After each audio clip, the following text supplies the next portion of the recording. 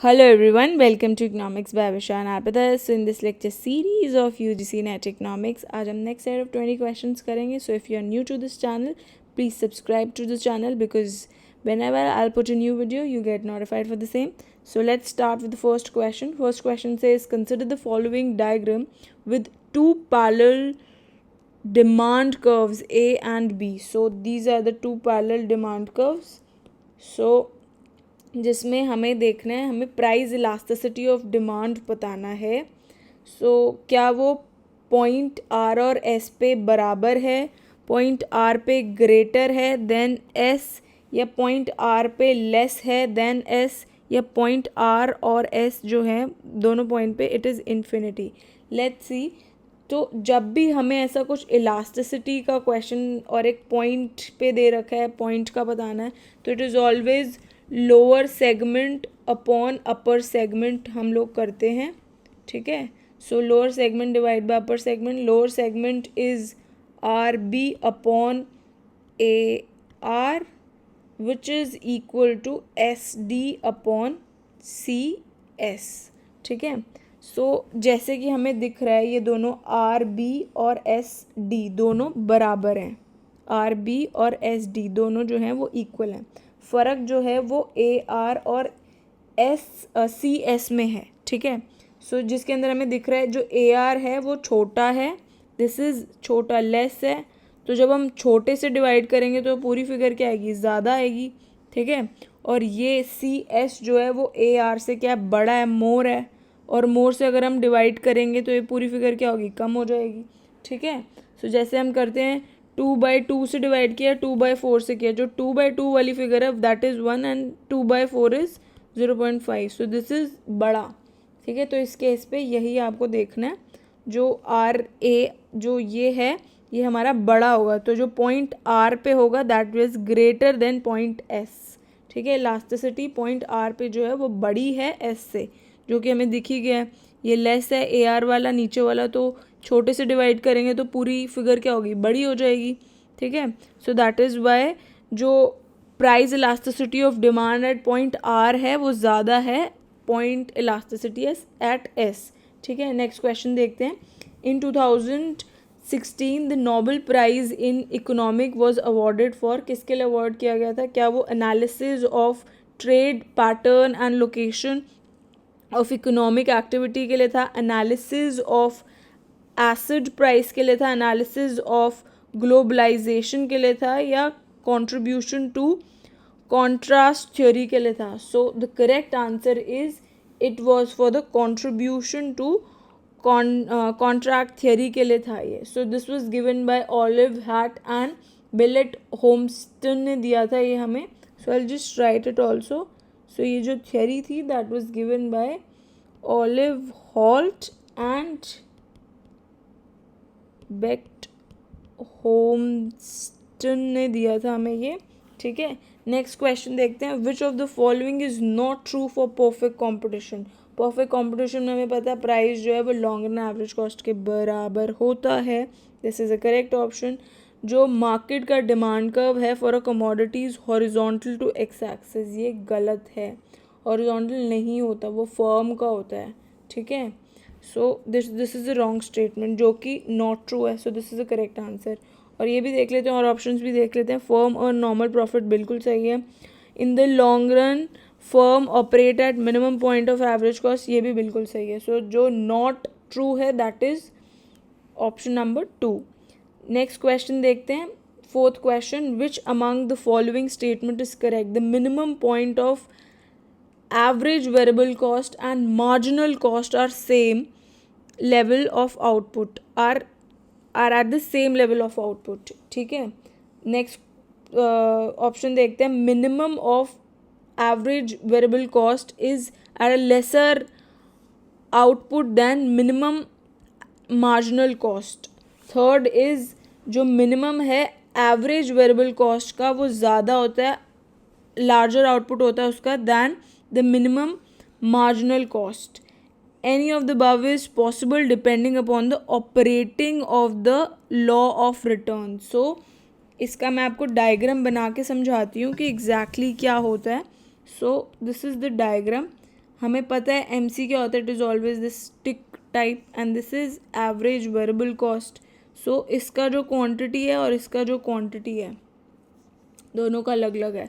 जो quantity MC का है दैट इज़ कम है दैन हमारा जो ABC का है. So third is the option की जो मिनिमम है एवरेज वेरिएबल कॉस्ट का वो ज़्यादा है than minimum of average marginal cost से ज़्यादा एवरेज वेरिएबल कॉस्ट का है. ठीक है, नेक्स्ट क्वेश्चन देखते हैं. Fifth question, a firm is a monopolistic competition advertises in order to, क्यों एडवर्टाइज करती है? Make it product more similar to competitor, बिल्कुल गलत है. Shift the demand curve for the product to the left, ये भी बिल्कुल गलत है.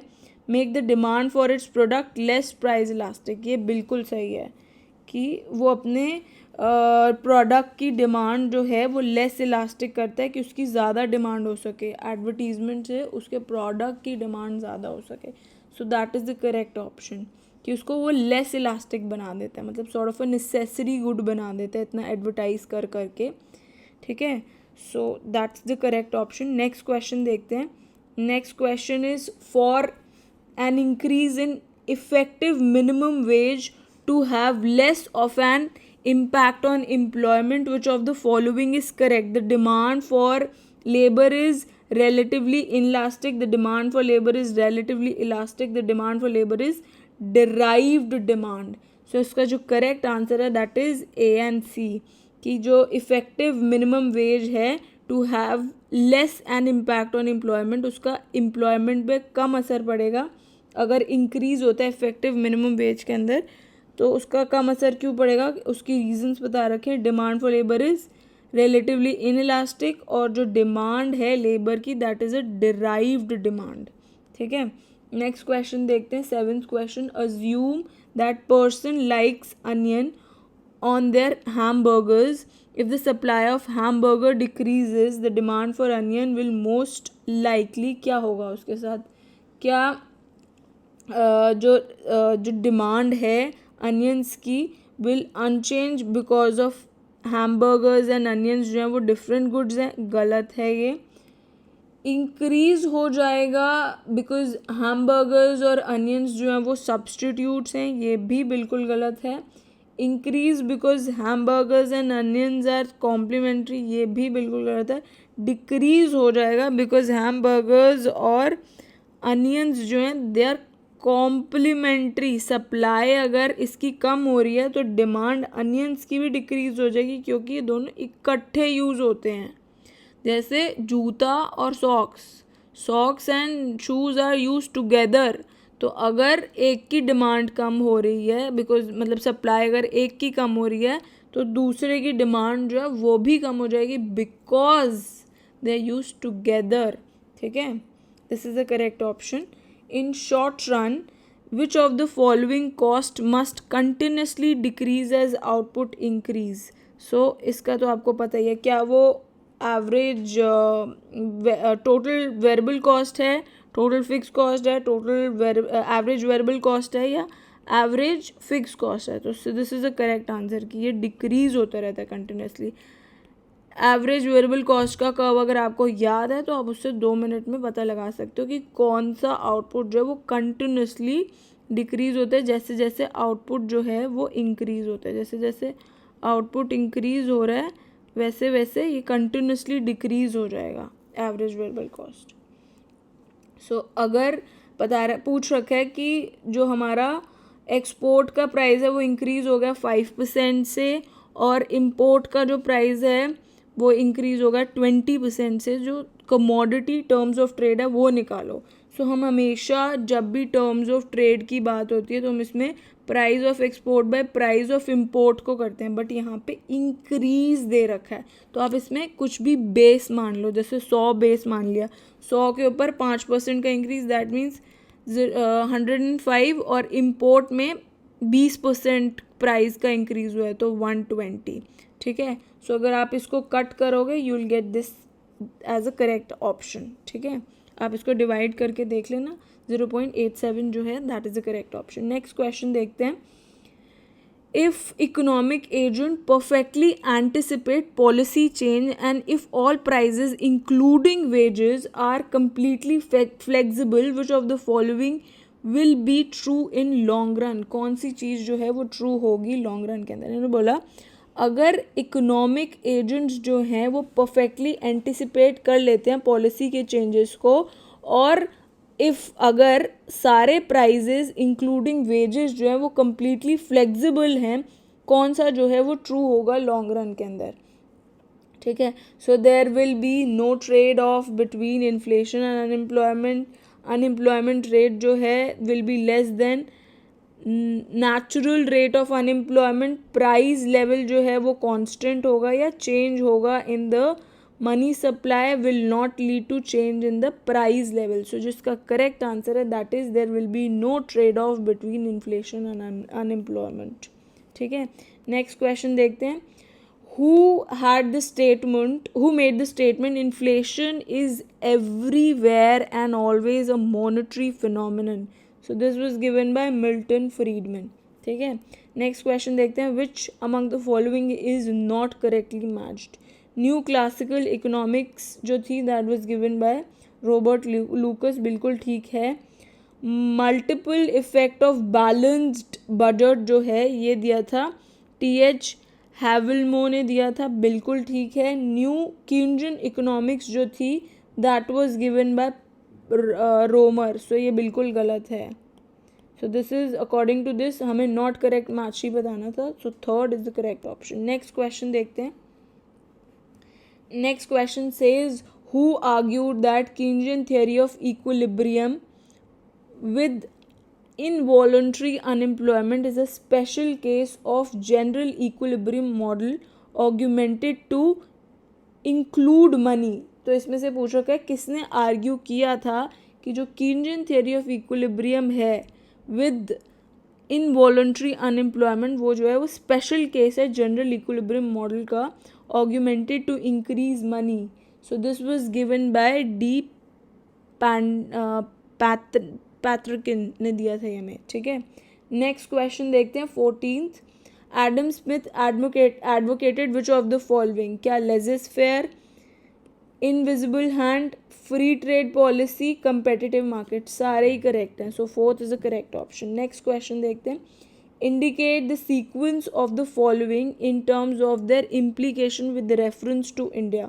सबसे पहले जो आया था वो इनकम टैक्स आया था, which is very obvious also कि टैक्स सबसे पहले इनकम पे लगना चाहिए. फिर उसके बाद हमारा इंट्रोड्यूस हुआ था expenditure tax, so that was introduce in 1987. फिर उसके बाद आया था हमारा service tax, that was in 1994.